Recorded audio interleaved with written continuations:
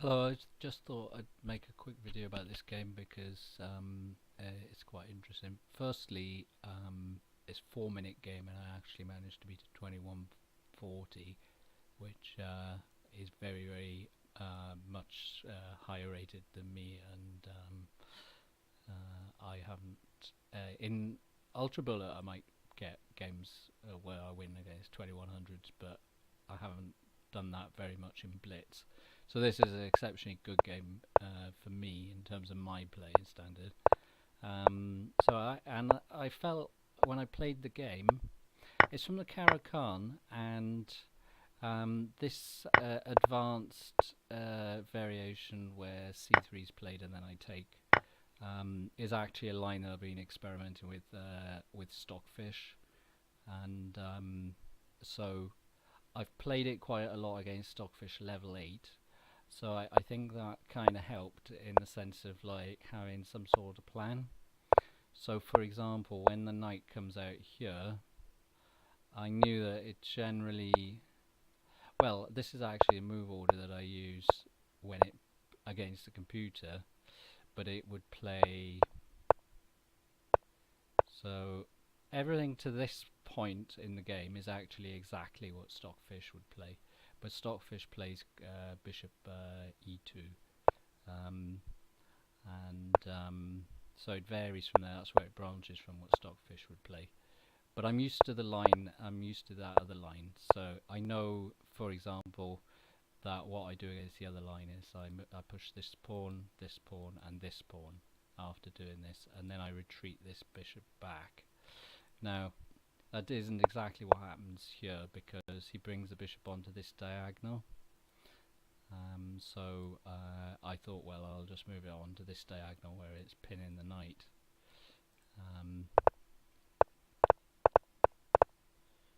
And basically I managed to survive the opening, and I kept trying to keep the position as solid as possible, and he sacked a few pieces, so the evaluation drops when he sacks the pieces.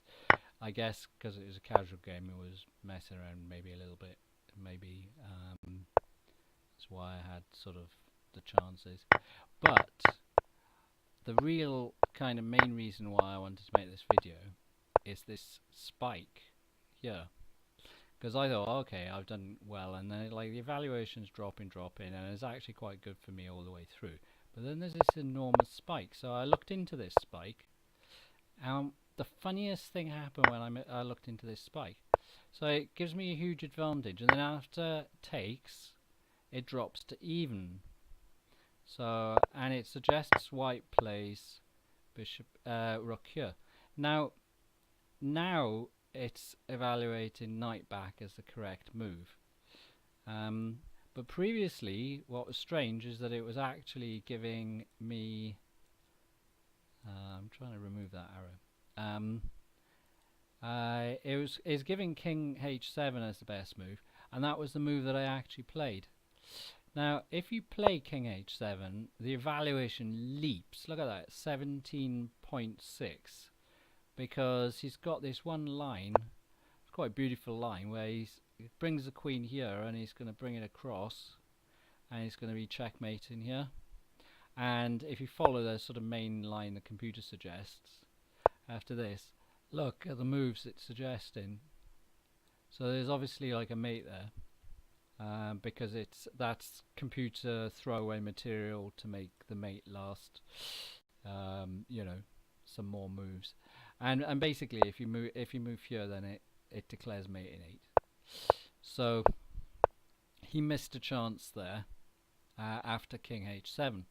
But if you move the knight back, well, it's typical, it doesn't happen in the video, but what was happening to me yesterday when I was analysing this on the computer is that the evaluation suddenly dropped to be really good for black. And the funny thing about that is that if the evaluation is really good for black, and it says, and let's see, actually no, look, it's dropped, it's good for black. So this position is actually good for black.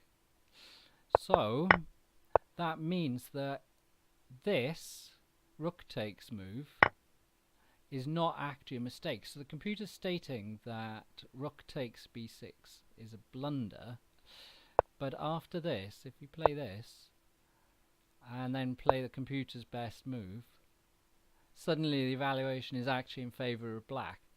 So we can't really trust the computer's evaluation here. So I think actually rook takes pawn was actually correct. And then I think this position is defendable. You're probably going to lose this this bishop, but you've got enough activity with the rook and the thing. So yeah, so I find it very interesting because what the computer was actually saying was contradicting itself, and I also I have a feeling that this was a good move because I thought that I would probably survive this, but of course when I played King H7 I didn't see this move, because that would have been a very nice way for him to finish the game.